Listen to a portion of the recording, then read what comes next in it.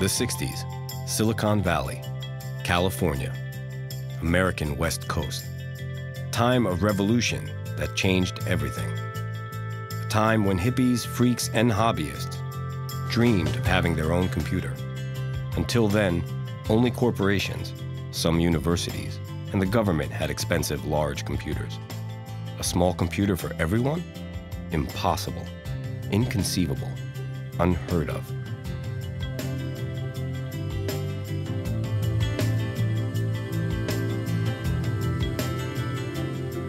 I would say the West Coast Revolution is the revolution of the second half of the 20th century. It's the revolution that has swept the world more than communism or any national movement.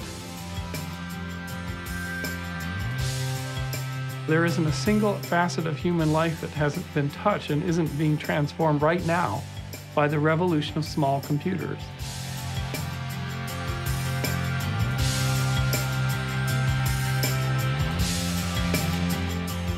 The pioneers of the personal computer believed in a better world. The power of mainframe computers could be snatched from the monopoly. We were all leftists. I mean, there's no such thing as a Republican computer programmer from the 70s. It simply didn't happen. I mean, everybody was anti-war, anti-Nixon, and using personal computers to take power was the eventuality that came out of the left. And people really did walk around in sandals and eat brown rice and take LSD. If that's not a leftist position, I don't know what is.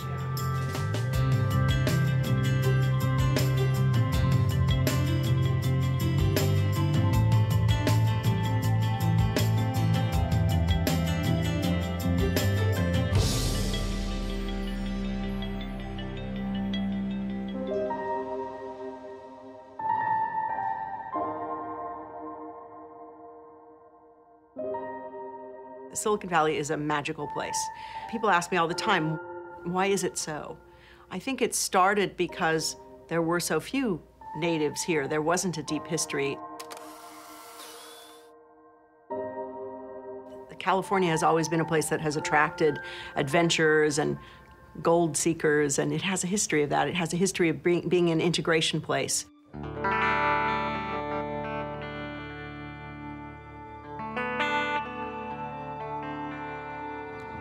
I think there's a spirit in the valley that encourages innovation. There's a lot of people willing to take a risk for the possibility of a reward. And the reward could either be financial, or the reward could be that a lot of people are using what you did.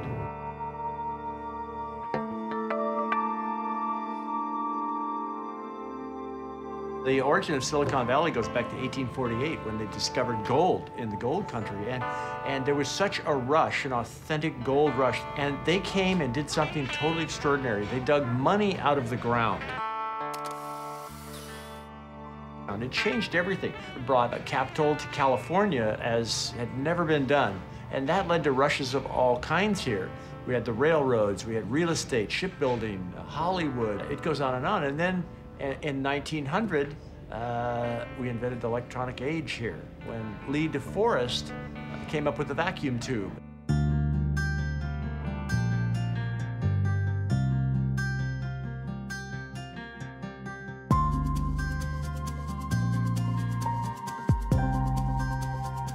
So Americans came as far west as they could get.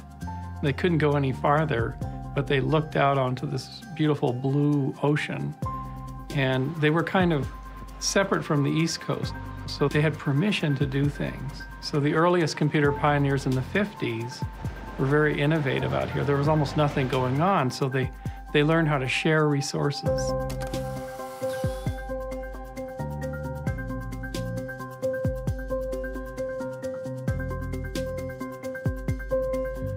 When you come across the United States from New York to the West Coast, you shed rules.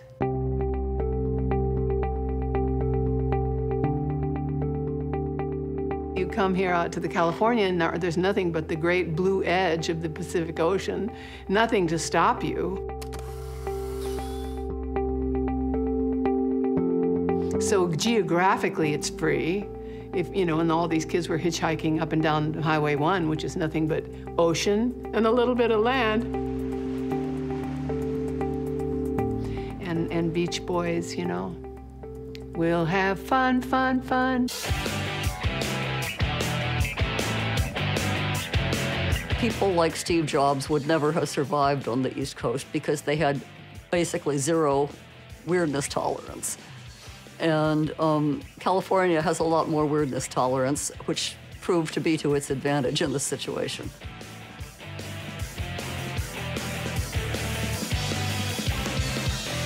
I landed in California and went up to Berkeley and met some people, met one gal that ended up taking me to a nudist camp down in the Santa Cruz Mountains, which was my first experience with group nudity.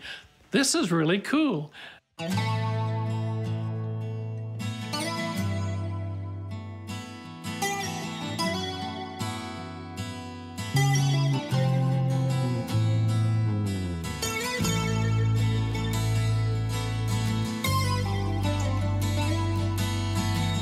The people that came to California weren't the people who were perfectly content to stay where they were back on the East Coast.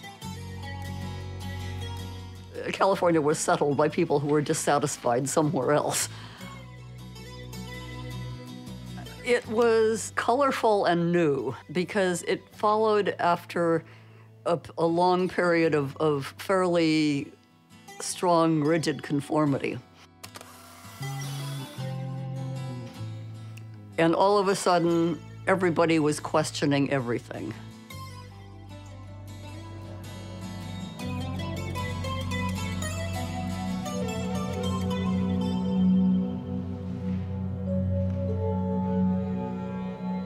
I was an electrical engineer at IBM, and from there I went into sales at IBM. From there I went into management. So I did many, many things at this big company. Which is quite wonderful. At the time, my life was very successful. Good education, had good health, good job, living in Silicon Valley, beautiful, beautiful, lovely wife, nice home. But there was something else, there was something more. I would go up to San Francisco and especially to Berkeley for my social life, and it was great. I mean, the boomers were the most secure generation probably in history. Their families had really worked very hard to provide security, and so boomers felt secure. Once you have security, it's safe to experiment, to try new things, to go new places. To think new thoughts. And many of them looked back at their families and said, whatever happens, I don't want to be like that. Those young people had been brought up during the 1950s with a lot of material things. It was fun, but wasn't real. It was superficial, just like I felt. There's something more than this nice life. So that was going on, much of it driven by the anti-war movement, by the fact that the males had a good chance of being dragged off to Vietnam to become cannon fodder.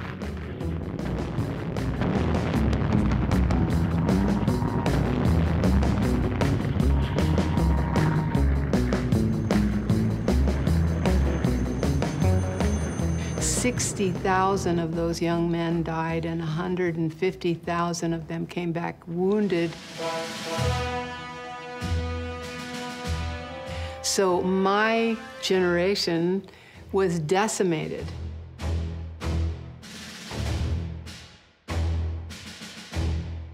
The traditional males were gone. They had enlisted like their fathers had wanted them to do, and the non-traditional males were the artists, the musicians, the wild thinkers. So a generation kind of formed out of that, and it actually created so much music, the protest.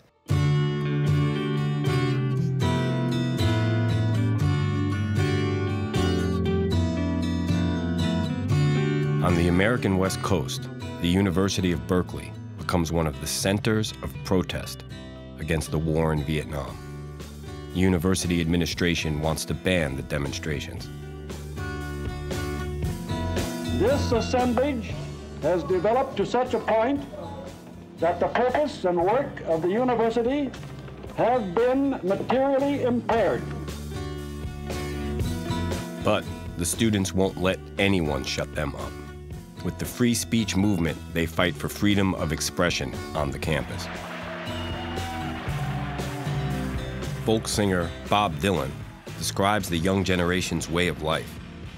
In 1964, he writes a song that becomes the anthem of the counterculture. The times, they are a-changin'. The times, they actually do change. When I came to Berkeley, I was interested in participating in not only Bohemian society. I understood the beatniks in San Francisco, but also the activities against political repression. So I was politically active in a sense of protest. You could not say that hippies launched the computer revolution. Some hippies were involved, some extremely buttoned-down people were involved.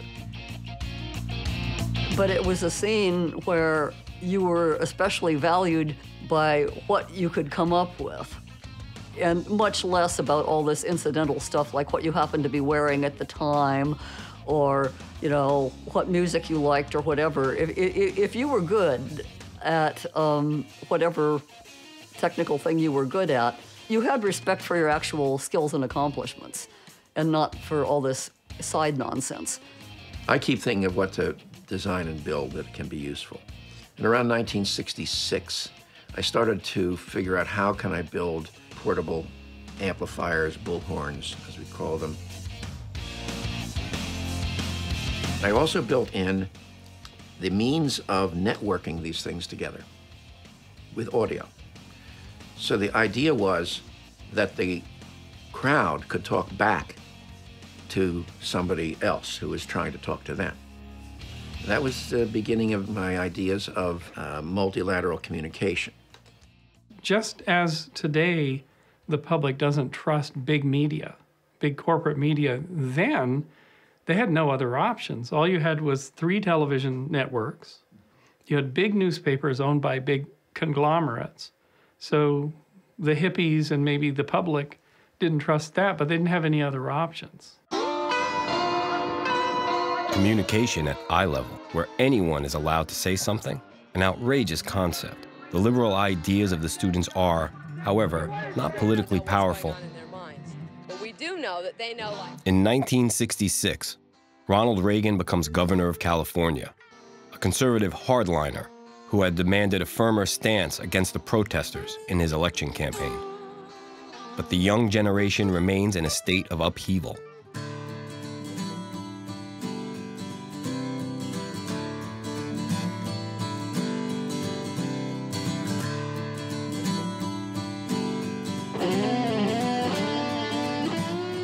Some of my friends were experimenting with communal living, and we're talking about living in the country, going back to the land, growing your own food, things like that. And I was a city boy. I grew up in the Bronx, and it was just fascinating to me to get involved in these outdoor activities and constructing our own shelters.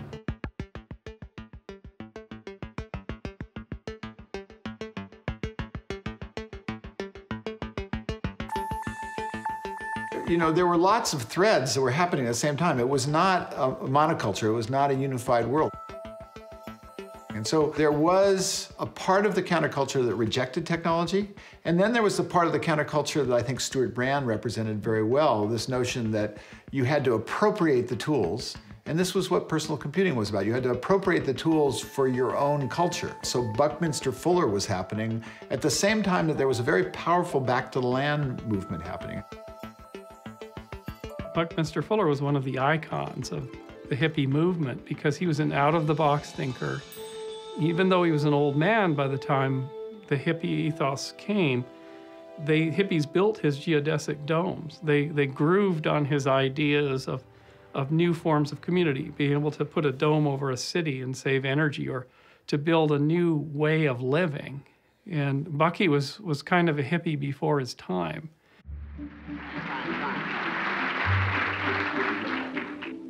It's very pleasant to be warmly greeted. Buckminster Fuller. His ideas were far ahead of the nation's technology. Buckminster Fuller has lived to see a skeptical world come to believe in him, and his idea that man was born to succeed.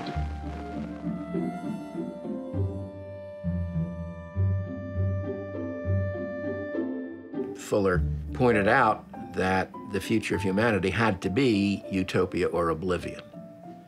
And a lot of people understood that also, I did, and they were ready for the technology that meant a lot. A lot of engineers worked for bigger mainframe-style companies, but those same engineers dreamed of having their own computer at home. 6, 5, 4, 3, 2, 1, 0. All engine running. The 60s end with a technological triumph.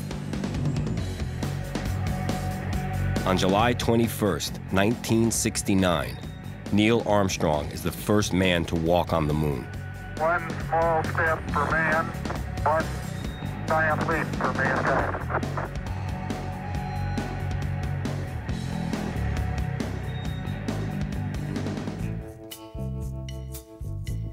Suddenly, everything is possible.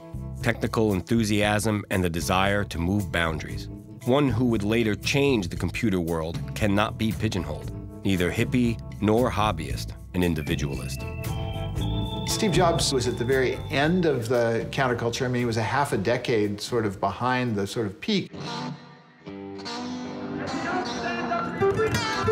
But Jobs, he was very influenced by Dylan and Joan Baez, and all of that stuff was sort of part of his worldview.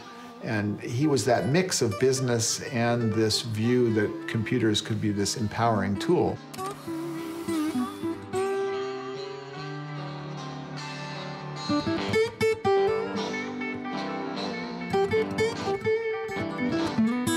Steve and I became friends in our first month of college at Reed College because we were both interested in the Be Here Now book, which was about psychedelics and spirituality. Actually, I'm the world expert on all the books that Steve and I read that made us want to go to India. My friendship with him was about reading these books and going to the Hare Krishna temple on Sunday nights and taking psychedelics on the weekends and that kind of thing. He came to the small Zen group that we had years ago. He had just returned from India, had dropped out of college, and was still searching. So he only did it for a short time, until he found his real passion. The funny thing about Steve was he never, ever talked about technology, really at all. Even though he had already been selling blue boxes. Steve Jobs and Steve Wozniak, they had built blue boxes in high school, which were boxes that you could connect to the telephone system and dial calls nationally and internationally toll-free. Definitely illegal, but oh yes, this is fun. Here's how it worked. In those days, the call billing information went through the same phone line as the phone call.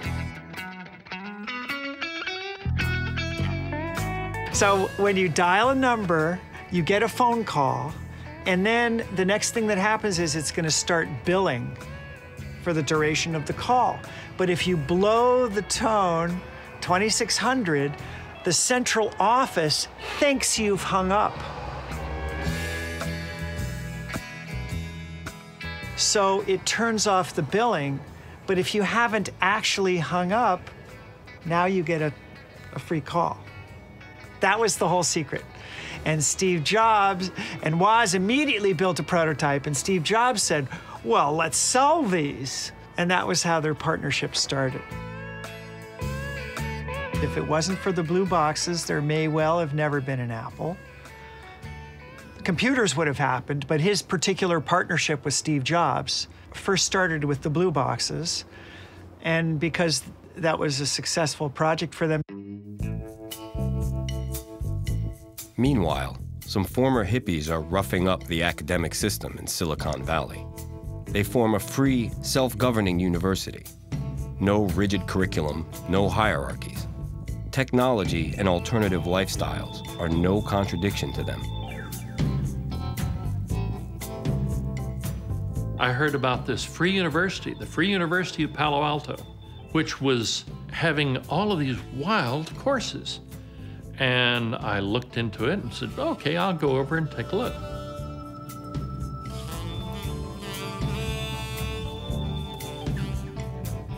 And while I was there, we grew it up to 3,000 people who were members of the Free University. So to be a member was, I think, $10. Anybody could teach anything. There was a course on psychedelics. I started a course called To Be Gentle, having come out of Texas where there's no such thing as being gentle. That's not manly.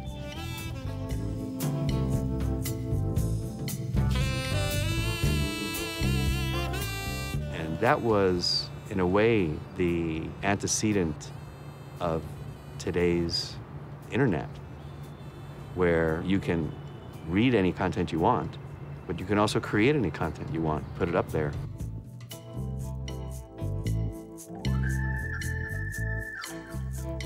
The Free University made all that possible.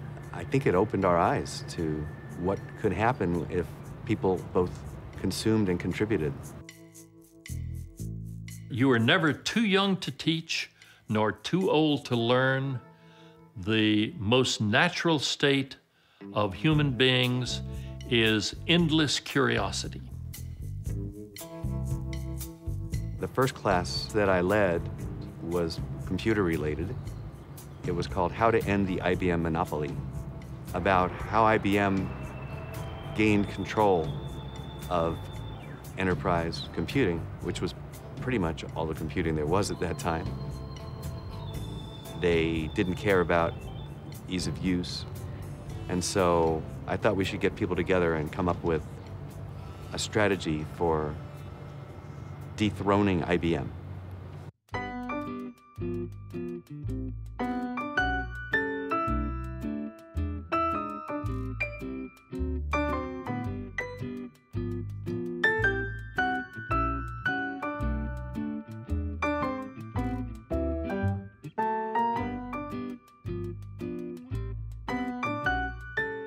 I think at the time, IBM was seen kind of like Microsoft is seen now, or like Microsoft was seen before Apple got quite as strong as it is now. IBM completely dominated the world of technology. I think it was the CEO of IBM was quoted as saying that they estimated that there was a market for 6 computers in the United States, talking about big mainframes.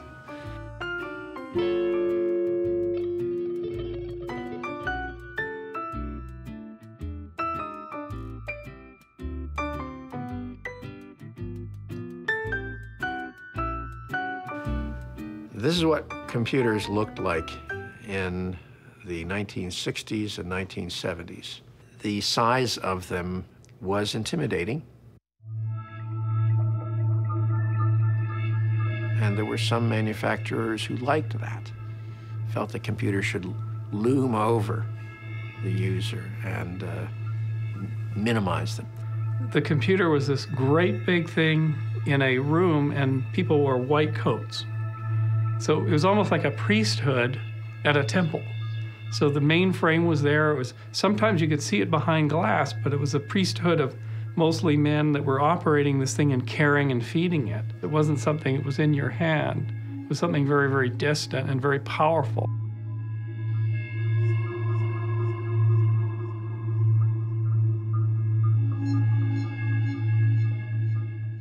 I had friends in college. They would sneak down into the basement, into the computer lab, to try to get time on this giant computer.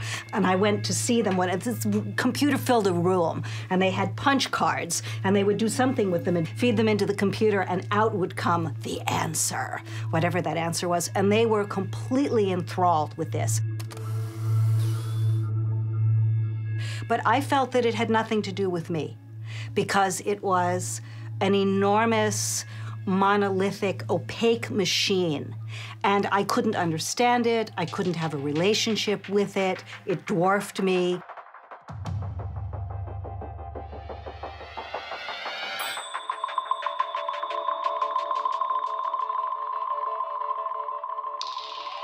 It was seen as a tool of control, of societal control, and a tool of concentration of power. If you couldn't afford this machine, you couldn't do what you could do if you could.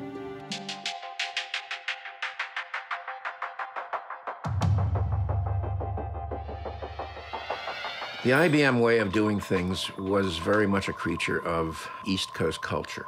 It was an old company and very conservative in their social concepts.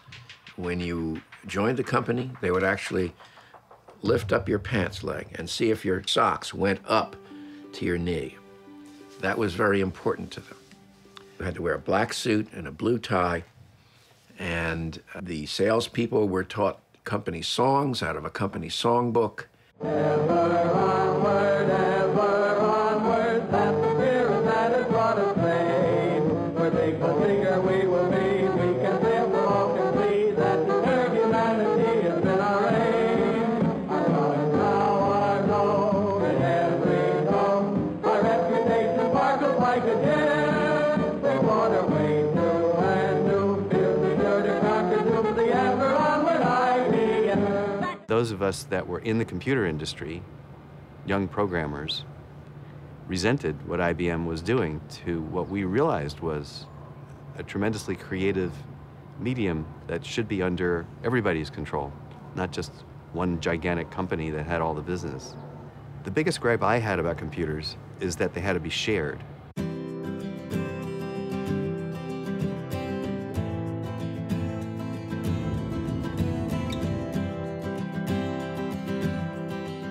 I was in search of machines that would help people form and maintain community. The agora, the plaza, the marketplace, and this agora has now been transformed into the mass media. So we come to the question of what do you need to do? I mean, as an engineer, I need to find my specifications somewhere. So we had, at the time, large computers to work with, and in fact, I wound up working with one such large computer. And I knew that we had to be able to do a kind of bulletin board. 3 decades before a company called Facebook goes online, a group of young computer freaks around Lee Felsenstein invented a small, local computer network in Berkeley. PCs are not yet available. The few public terminals are connected to a large mainframe computer.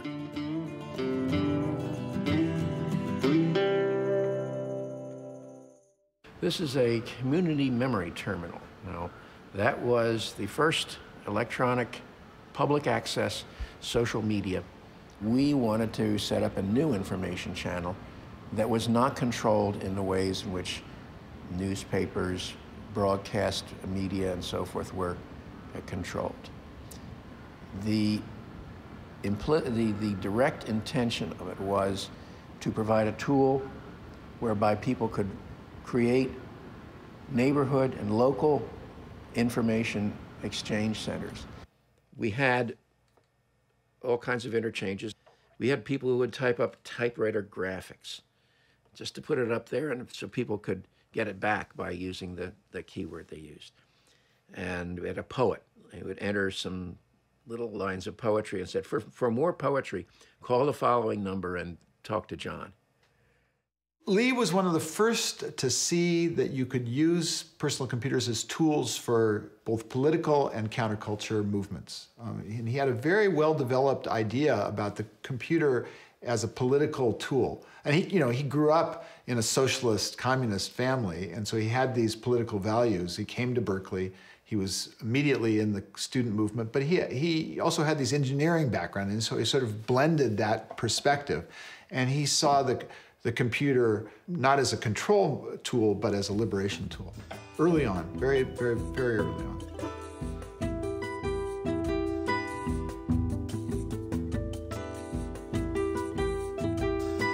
The first terminal was opened August 8th, 1973. Note, 1973 was before personal computers. I was afraid when we first set it up in Berkeley in a record store, very much a counterculture place, that they would be outraged. How dare you bring a computer into our wonderful little world we're creating? But that was not the case. Everyone looked at it and said, oh, can I use it?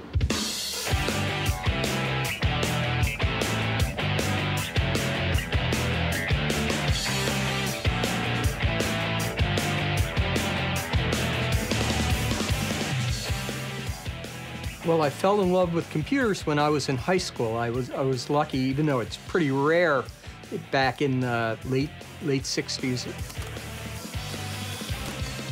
I was lucky to have a high school that had a terminal that was connected to a big computer far away. And I just took to it naturally, like a fish to water. I loved it. I loved being able to have an idea and then realize that idea by writing a program. Well, I knew I wanted my own computer. It just wasn't possible to have one.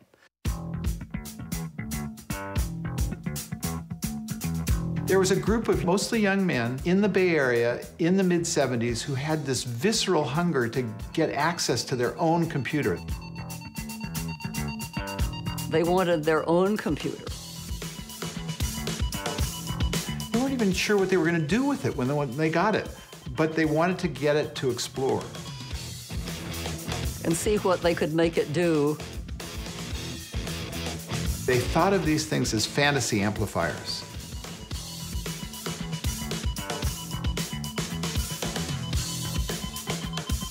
Ted Nelson in 1974 published a book called Computer Lib. That was really the first articulation I saw of computers as a tool for the ordinary man and a counterbalance to sort of Big Brother. So it was an incredibly exciting concept that ordinary people could have their own computers as a counterbalance to the banks and government. And that really resonated with me. And then the breakthrough, a small company which until now had only made pocket calculators, rather randomly brings a kit on the market, which would go down in history as the first personal computer. And here it is, the personal computer of nerds' dreams, the Altair 8800, which was announced on the cover of Popular Electronics magazine in January 1975. And it mobilized nerds everywhere. What you can do with this is enter ones and zeros into the computer with these front switches. And then you can run your program. But what does the program do? It just runs these blinking lights. But for nerds in the mid-70s in Silicon Valley and everywhere else, this was like an explosion of glee that they could do this at home, and it was a real computer. It wasn't just a calculator that added numbers. It was a real computer. It was revolutionary, and it was considered ridiculous by many people who couldn't understand the potential. The orders were far beyond the capacity of the company, and people had to wait for their kits to arrive. And so at least one person drove to the company, which was in Albuquerque, New Mexico, quite literally in the middle of nowhere. They drove in a recreational vehicle and they camped in the parking lot, waiting for their computer. And when they got the computer, it was a kit, it was loose parts. They sat down inside the vehicle and assembled it, and they would have to go back and get help. Now, in the mid-70s, hippie and protest movements have run out of steam. But the desire to change the world, not to be bossed around by anonymous, large corporations, that lives on. Not with flowers in the hair, but with the soldering iron. Behind this is the marvel of the ultra-miniature integrated circuit and the microprocessor chip. This chip is a complete digital computer circuit, the equal of large computers of the past. It costs only $12 and lets amateurs make computers do what computers never dreamed of doing before.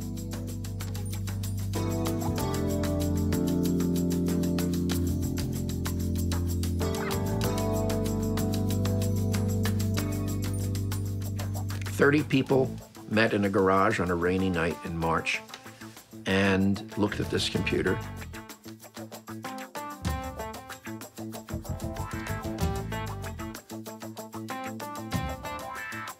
People got together, and it was entirely to sort of share the knowledge about hobbyist computers.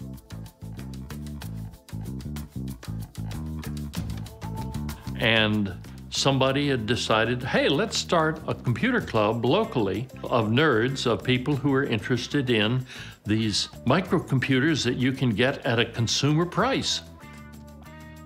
The Homebrew Computer Club started in that dirt-floored garage when I went, but it quickly expanded to where it couldn't meet in that garage anymore. And so they went to Stanford and found a lecture hall and met there. And it was run as a benevolent dictatorship. One person said, okay, I'm willing to run the meetings. I'll be the interlocutor. That was Lee Felsenstein.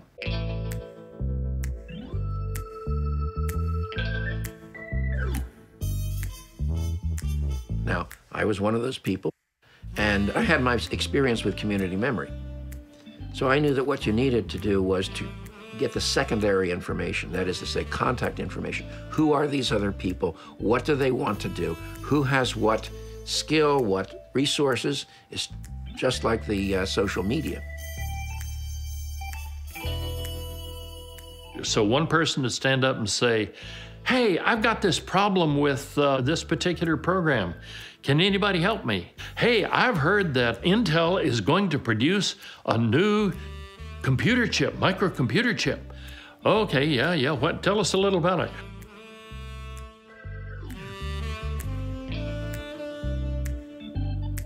Before money came into the picture, pretty much it was open sharing and giving. It was a thing that gradually empowered people.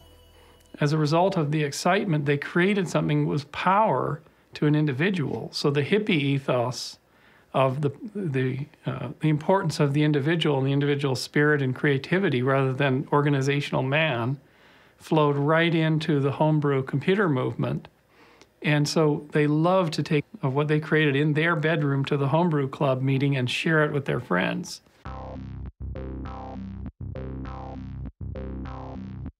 At a homebrew club, a guy named Steve Dompier came with an Altair that they had programmed. They had switched in a program.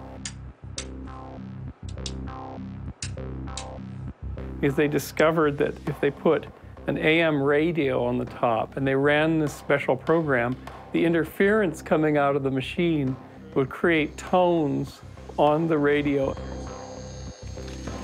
He realized, I can make music with this. 30 hours later, he had a program that played music. He had to enter the program by hand on switches and lights, about 50 instructions. He entered The Fool on the Hill by the Beatles, and they said, wait. Had the radio there and turned it on, and it started playing da-da-da, da-da-da-da, da-da-da-da, da-da-da-da, da-da-da-da.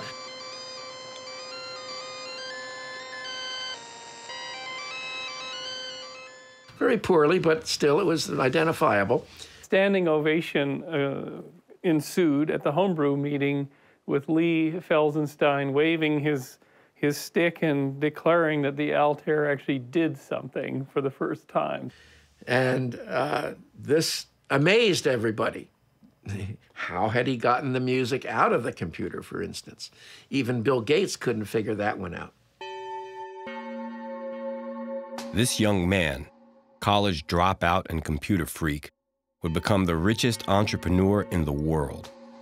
Bill Gates laid the foundation of his empire early, when most other nerds didn't even think about earning money. Bill grew up in Seattle. He didn't grow up in the Bay Area. He went to Harvard. He was fascinated by computers, and he was really quite entrepreneurial. I mean, in that sense, Bill really had a business sense right from the beginning. He was very early to understand the power of computing, personal computing, and that you could put a computer in every home. He had that vision very early, but it was not a political vision. It wasn't a cultural vision. It was a technical vision. When the microcomputer issue came out, Bill Gates and Paul Allen were already friends. And Bill Gates runs to his friend and shows him this. He goes, "Oh my God, we got to get on this right away." He went to MIT's Altair and said, "Hey, you've got the MIT's Altair computer, but you don't have any software. I can give you a copy of BASIC, the basic computer language, as software, which will greatly enhance your product." The MIT's company said, "Cool, we'll sell it at, I think, $350 a pop." Some poor hobbyist in each area paid $350 for a copy of MIT's BASIC. And then suddenly there were multitudes of copies of these in the same area.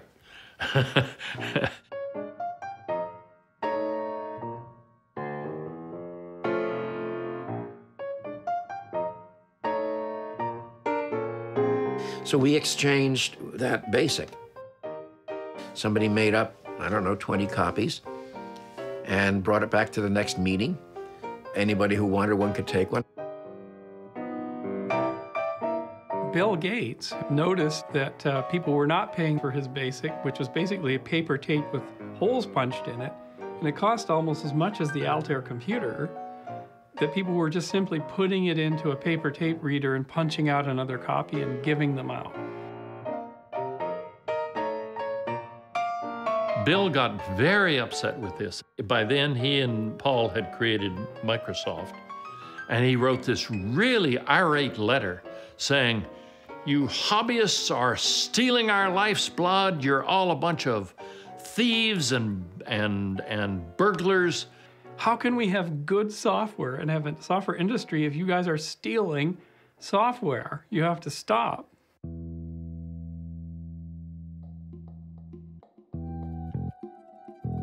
The culture of the Homebrew Computer Club right from the beginning was that you shared software, and software was this thing that amplified the machine. It made it work, and so of course you would share it. And there was, you have to remember, there was no software industry at that point.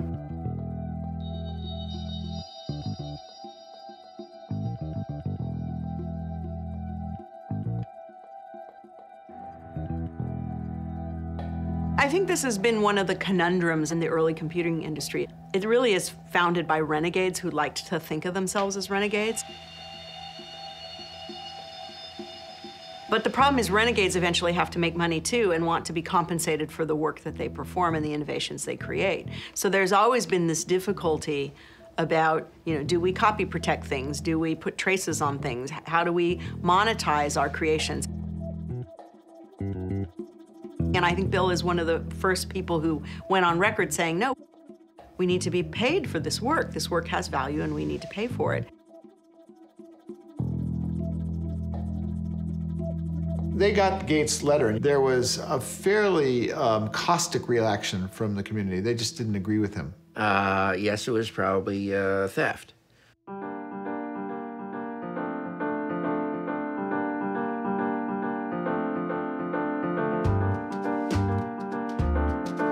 Well, the early computer guys, it wasn't about money at all. It was, it was about the personal human connection. And they They saw beauty, a real beauty in computer code. It was like a romance, a love for coding, and a love for communicating and then using these tools and the very primitive early games, you know, little beep, beep, beep.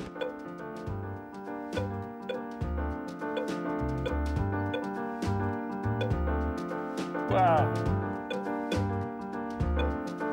Oh. One more point. Yay!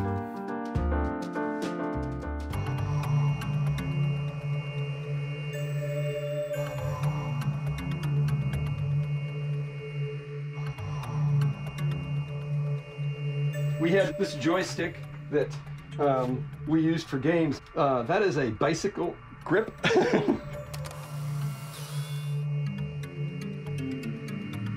After seeing Star Wars, my roommate, he actually wrote a program where you gunned down, you know, the oncoming fighters using the, you know, guiding with the joystick and firing with button.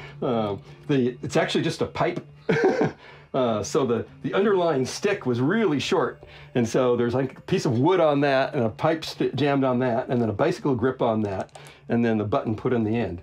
So that was our game playing tool.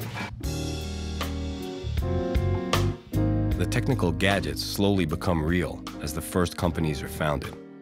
Apple at this time, still with its playful apple tree logo, is one of the early garage startups.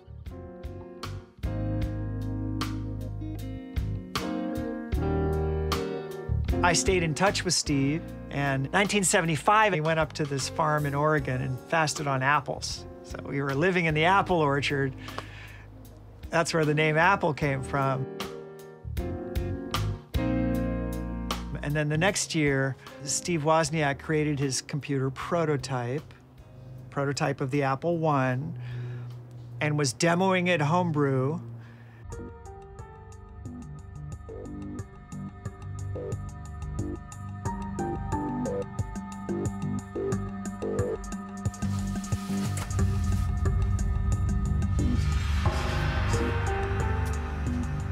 And this was the first time that the Apple I was on display to the public.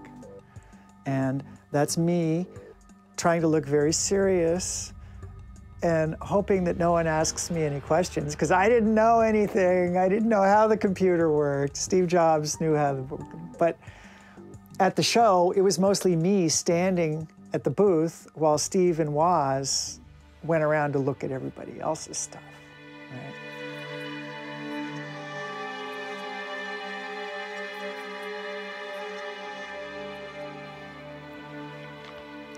Oh, I knew both Steve Jobs and Steve Wozniak, Jobs and Woz, through the computer club. Both of them were nerds. Jobs was sort of a visionary and a fantasizer. Woz was a doer. And they were friends, high school buddies and continuing friends after high school. Woz said, look, the Altair is nice, but I want a computer that works the way I want it to work. And Jobs said, sure, cool. So Woz did all of the hardware and all of the software design. Maybe Steve helped a little bit here and there, but he was not the primary producer of what came to be the Apple I. I've always thought that that's the fundamental chemistry that is at the heart of Silicon Valley. A hacker who is interested in sort of pursuing this technology in its own right, and a guy who sort of understands the business. And you put those together in the right way and you get companies like Apple. And that's how Woz and Jobs got started. Jobs was the entrepreneur, and he was the visionary who could see, hey, this could go farther.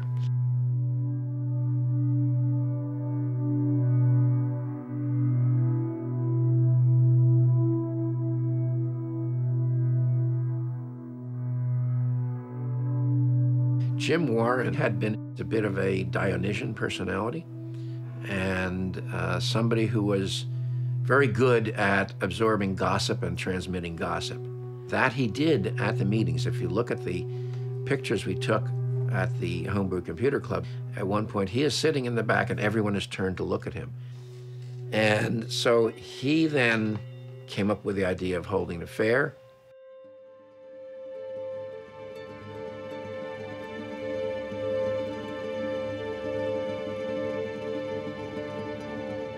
My idea of a computer fair was an expanded version of the Homebrew Computer Club, people talking about what they were doing, and if some people wanted to set up card tables outside and show off their products, that's fine. Jim Warren, who was a member of the Homebrew Club and was sort of around locally on the Mid-Peninsula, realized that there was this need for a place for everybody to get together at a scale because there were all these businesses and products. And he set one up at a big auditorium downtown San Francisco, and it attracted huge crowds.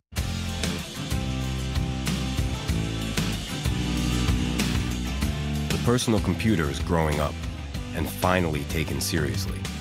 Vendors from all over the world travel to the San Francisco Computer Fair to see what started in Silicon Valley garages.